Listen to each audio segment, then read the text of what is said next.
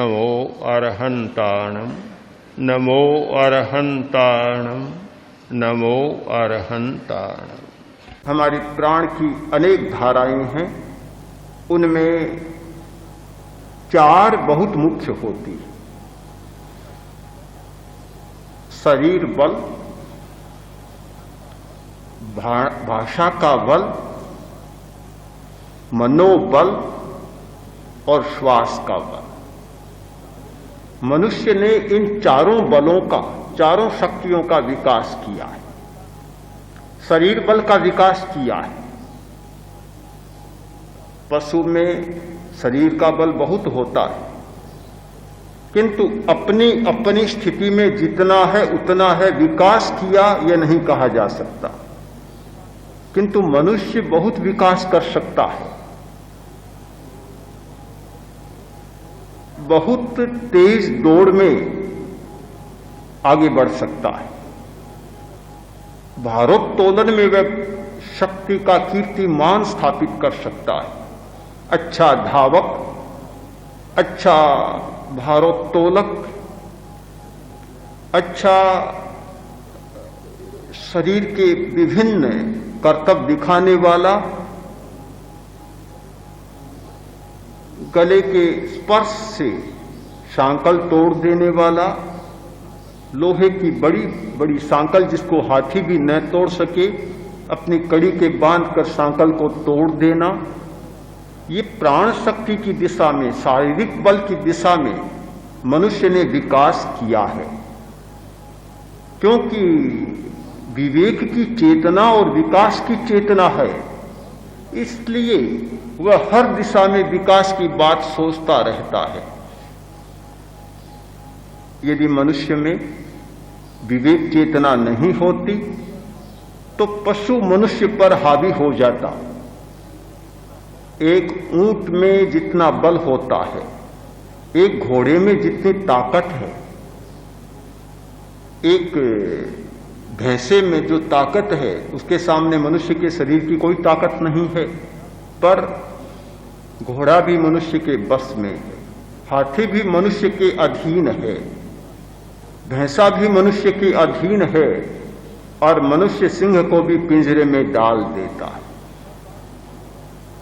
इसका कारण कि उसकी चेतना में विकास की निरंतर प्रक्रिया चलती है। निरंतर वह उपाय और समाधान खोजता रहता है और समस्याओं से निपटता रहता है।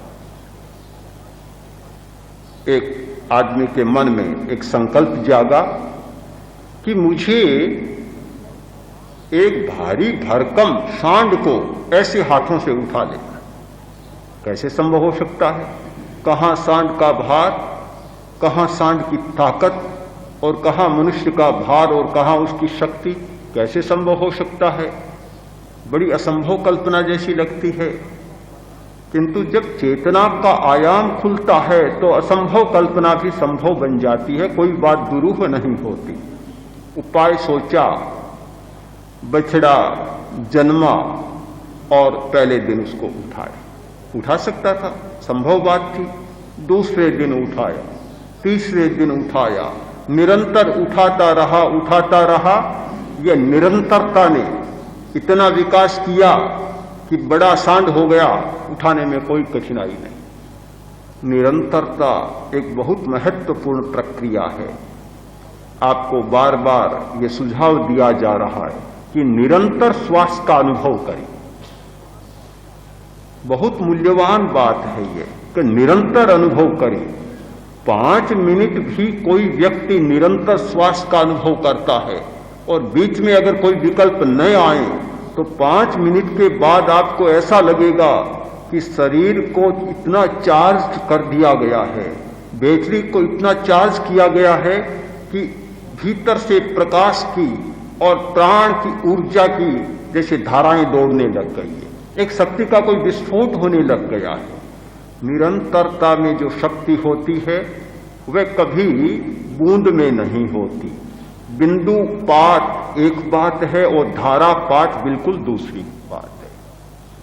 बिंदु पात होता है, एक बूंद गिरी, 2 मिनट के बाद फिर एक बूंद गिरी, फिर एक बूंद गिरी, पहली बूंद सूख जाती है, दूसरी भी सूख जाती है, तीसरी भी सूख जाती है। वे पृथ्वी के ताप में और रेत में बूंदें सूखती चली जाती है। एक धारापात होता है। धारापात का अर्थ होता है प्रवाह, फिर बहने लग जाती है, धारा बहने लग जाती है और नाले का, नदी का बड़ा रूप ले लेती है। तो बिंदुपात से शक्ति का विकास नहीं होता, शक्ति का विकास धारापात से होता है। बिंदुपात में निरंतरता नहीं होती और धारापात में निरंतरता होती है। अंतर यही है कि बिंदुपात में अंतराल आता जाता है। अंतराल का अर्थ है कि काले पिबती तद्रसम, काल उसके रस को पी जाता है। जो रस होना था, बीच में समय अंतराल गया और पहले को काल पी गया, दूसरा आया, दूसरे को पी गया। किंतु जहां निरंतरता होती है, धारापात होता है, वहां काल उसके रस को पीता नहीं किंतु आगे बढ़ा देता है। ये निरंतरता का जो मूल्य है, निरंतर अनुभव करना, श्वास का निरंतर अनुभव, जिस व्यक्ति ने श्वास का निरंतर अनुभव करना सीख लिया, उसने शरीर बल, मनोबल और वाग बल, वाणी के बल को विकसित करने का एक बहुत बड़ा रहस्य अपने हस्तगत कर लिया। आज हिंदुस्तान में एक जो सबसे बड़ी कमी आई है, वह यही आई है कि हम निरंतरता की